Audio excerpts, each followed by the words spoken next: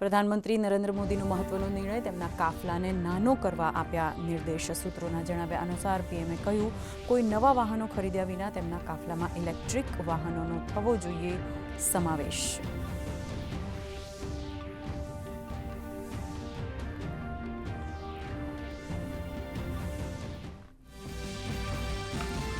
વૈશ્વિક અનિશ્ચિતતા વચ્ચે પ્રધાનમંત્રી નરેન્દ્ર મોદીની અપીલ પર એક્શન મોડમાં એનડીએ શાસિત રાજ્યના મુખ્યમંત્રીઓ. પોતાના કાફલામાં વાહનોની સંખ્યામાં કર્યો ઘટાડો. વર્ક ફ્રોમ હોમ પર ભાર.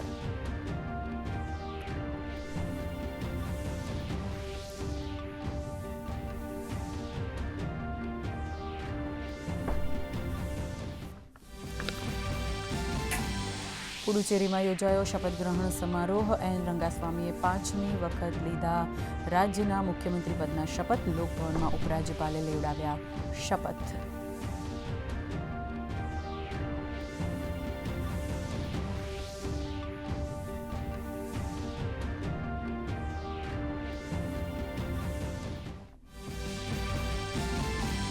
બ્રિક્સ વિદેશ મંત્રીઓની બેઠક માટે મહેમાનોનું આગમન શરૂ. ભારતની અધ્યક્ષતામાં 14 અને 15 મેએ બેઠકનું આયોજન. ચાલુ વર્ષના અંતમાં યોજાનારા પૂર્ણ બ્રિક્સ શિખર સંમેલનની તૈયારીઓનો એક મુખ્ય ભાગ છે આ બેઠક.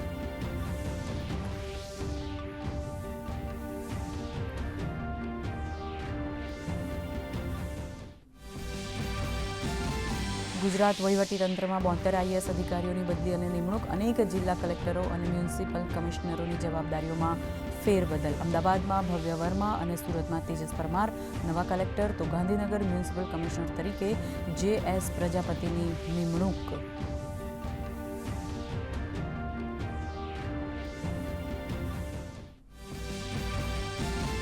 રાજ્યમાં કાળઝાળ ગરમીનો પ્રકોપ. 11 શહેરોમાં પારો 40 ડિગ્રીને પાર. અમરેલી, સુરેન્દ્રનગર 44.5 ડિગ્રી સાથે સૌથી ગરમ. આજથી અમદાવાદ, રાજકોટ, અમરેલી અને બોટાદ જિલ્લામાં 3 દિવસ માટે યલો એલર્ટ જાહેર.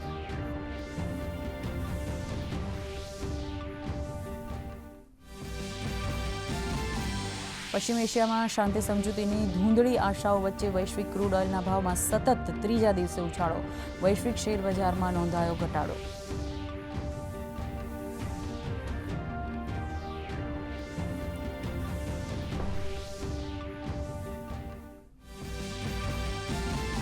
અને આઈપીએલમાં આજે બેંગલુરુ અને કોલકાતા વચ્ચે ટક્કર. પોઈન્ટ ટેબલમાં 14 પોઈન્ટ સાથે આરસીબી મજબૂત સ્થિતિમાં, જ્યારે કેકેઆર માટે ટુર્નામેન્ટમાં ટકી રહેવા માટે આ જીત અનિવાર્ય. તો ગઈકાલે હૈદરાબાદને હરાવી ગુજરાત ટાઇટન્સનો પોઈન્ટ ટેબલમાં નંબર 1 પર કબજો.